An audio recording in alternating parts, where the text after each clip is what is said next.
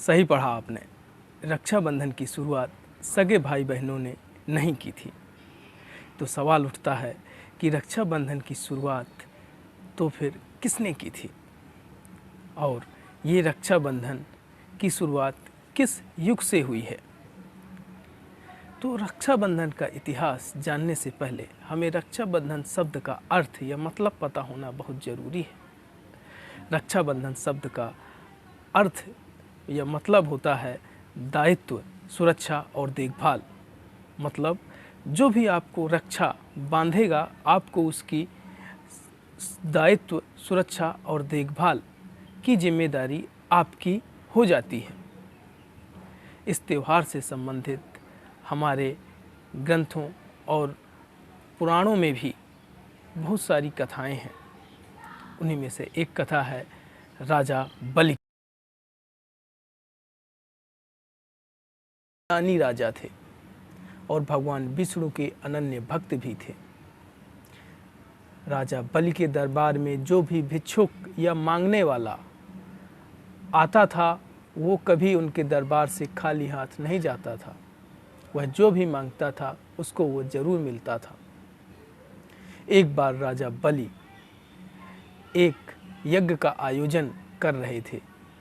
तभी भगवान विष्णु ने सोचा क्यों ना राजा बलि की परीक्षा ली जाए, देखें कि राजा बलि क्या सच में सब कुछ दान कर सकता है या नहीं।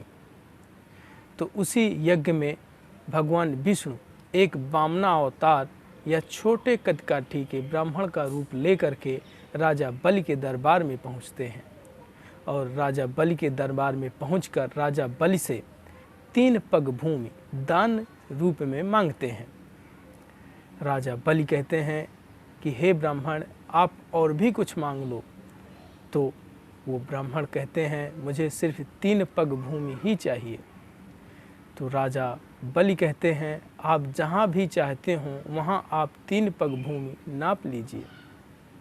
तो ब्राह्मण जैसे ही राजा बलि ने कहा कि आप 3 पग भूमि जहाँ आप चाहते हो वहाँ नाप लीजिए, तो वो ब्राह्मण ने अपना शरीर को बढ़ाना शुरू किया और कुछ समय के बाद एक विशाल रूप धारण कर लिया।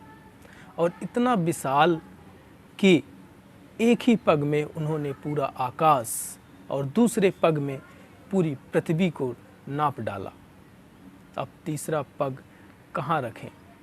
तो उन्होंने राजा बलि से कहा, हे राजन, मैंने आपका पूरा साम्राज्य 2 ही पग में नाप डाला, जहाँ तक आपका पूरा साम्राज्य था। अब ये तीसरा पग कहाँ नापूं?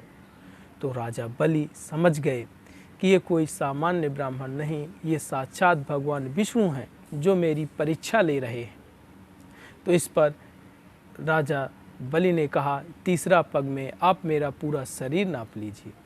तो तीसरे पग में उन ब्राह्मण ने उनका पूरा शरीर नाप लिया।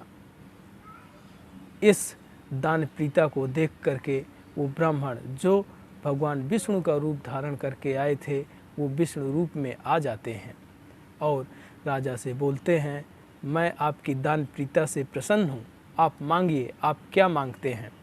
तो राजा बलि कहते हैं कि मैंने तो अपना सब कुछ आपको दान कर दिया, मैं आपसे बस इतना चाहता हूँ कि आप मेरे साथ पाताल लोक में चलें और वहीं निवास करें। इतनी बात सुनकर भगवान विष्णु वैकुंठ धाम या स्वर्ग लोक को छोड़ करके राजा बलि के साथ पाताल लोक में रहने के लिए चले जाते हैं। और पाताल लोक में जब वो निवास करने लगते हैं तो उधर वैकुंठ या स्वर्ग में देवी लक्ष्मी बहुत ही हताश, निराश और परेशान हो जाती हैं, क्योंकि वो वहाँ पे अकेली पड़ जाती हैं। तब गरीब महिला का रूप धारण करके राजा बलि के पास पाताल लोक में जाती हैं और राजा बलि को एक रक्षा बांधती हैं। जब उन्होंने राजा बलि को रक्षा बांधा तो राजा बलि ने उनकी तरफ देखा और कहा, हे देवी, आपने मेरी रक्षा तो बांध दिया, लेकिन मेरे पास आपको देने के लिए कुछ भी नहीं है। तो वो गरीब महिला वापस से अपने लक्ष्मी रूप में आ जाती हैं और वो देवी लक्ष्मी का रूप जैसे ही धारण करती हैं तो राजा बलि उन्हें प्रणाम करते हैं और देवी लक्ष्मी कहती हैं कि आपके पास तो साक्षात भगवान विष्णु हैं, आप मुझे वही भगवान विष्णु वापस कर दीजिए और उन्हें वापस वैकुंठ लोक भेज दीजिए। इससे राजा बलि ने अपने राखी बांधने स्वरूप भगवान विष्णु को अपने यहाँ से वापस वैकुंठ या स्वर्गलोक भेज दिया और राखी का अपना दायित्व, सुरक्षा और देखभाल का फर्ज पूरा किया और देवी लक्ष्मी और राजा बलि दोनों ये सगे भाई बहन नहीं थे। इसी से संबंधित एक दूसरी कथा है महाभारत से। जब श्री कृष्ण ने अपने सुदर्शन चक्र से शिशुपाल का वध कर दिया तो लौटते हुए सुदर्शन चक्र से श्री कृष्ण की उंगली कट गई और उससे रक्त बहने लगा।